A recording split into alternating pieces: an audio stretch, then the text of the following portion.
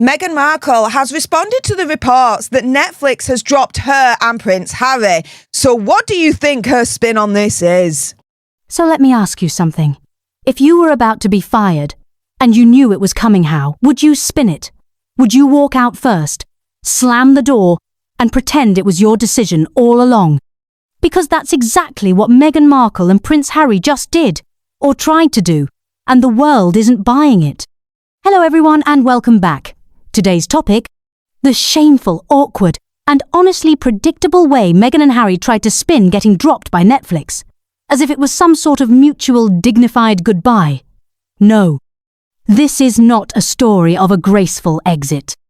This is a desperate PR move, an attempt to save shameful faces just before Netflix could publicly confirm what insiders already knew. Meghan and Harry were not worth the $100 million. Let's break this down. Because the way they rushed to announce they wouldn't be renewing their Netflix deal, yeah, that was the tell. That was the move of someone who knows they're about to be embarrassed, someone trying to get ahead of a humiliating headline. And yet the damage is already done. We decided not to renew. Really? According to People magazine, Meghan and Harry's so-called decision was mutual and drama-free. According to their favourite mouthpiece, it wasn't Netflix pulling out. No. It was them walking away. Sound familiar? Because this is the exact same script they used when Spotify dropped them. Remember that? Spotify execs didn't just drop them, they publicly mocked them, called them lazy, called them grifters. And now, just a year later, Netflix is reportedly furious behind the scenes. And Meghan knows what's coming. That's why her camp is putting out anonymous leaks to say it was peaceful and mutual. It's as if Hazza and Megsy are saying that it was their decision to not renew the contract with Netflix, that they were not dropped like what happened with Spotify. Well, yeah, it's happened the exact same way as Spotify, as all the other headlines are saying Harry and Meghan's Netflix deal is dead. But let's be real. If Netflix had quietly offered them another $100 million for more content, would they really say no? Would Harry and Meghan, who are allegedly facing major financial stress, really walk away from a golden paycheck? We all know the answer. No way. Let's talk about what really happened. Netflix gave them a shot. They handed them $100 million and asked for engaging top-tier content. And what did Meghan and Harry deliver? One highly edited docu-series where they played the victims again. A children's cartoon called Pearl that got cancelled before it aired. And a random Heart of Invictus project that barely made a dent in the streaming charts. No follow-up hits, no viral series. Just unfulfilled promises and self-promotion.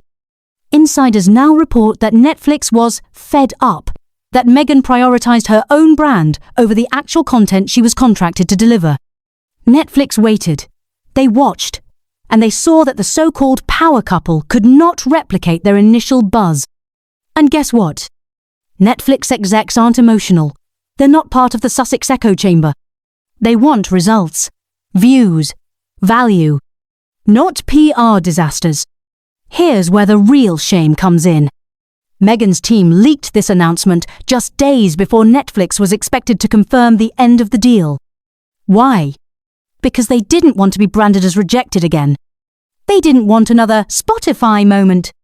So, in a panic, they ran to People magazine, their old safe space, and crafted a soft exit. But if there was no animosity, as their camp claims, why not wait for Netflix to make the announcement? Why leak it first? Why hide behind anonymous sources again? The answer is simple. They're ashamed. They know it's another failure. They know the public is watching. And they know their royal narrative, the one that got them their first wave of money, has completely run dry. Let's not forget Meghan's alleged emotional breakdown over this. According to insiders, she's cycling through multiple levels of grief, from denial to desperation, to rage, and now, supposedly, devastation. She's not just grieving a contract. She's grieving her image. Because when Spotify dropped them, the world laughed.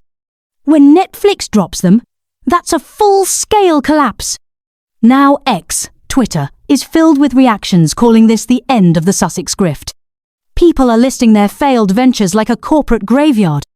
Spotify, Pearl, The Bench, American Riviera Orchard, ethical handbags, clever coffee, the me you can't see.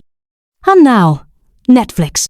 So when Meghan leaks to the press that they decided to walk away, come on, nobody's buying it.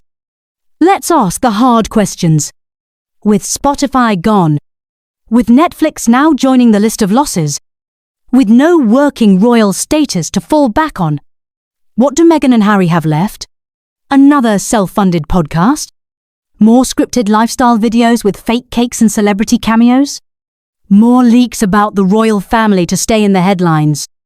They've burned bridges with the monarchy. They've burned bridges with the media.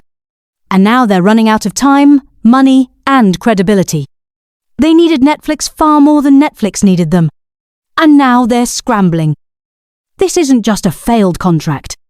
This is another warning sign that the Sussex brand is collapsing under the weight of its own contradictions.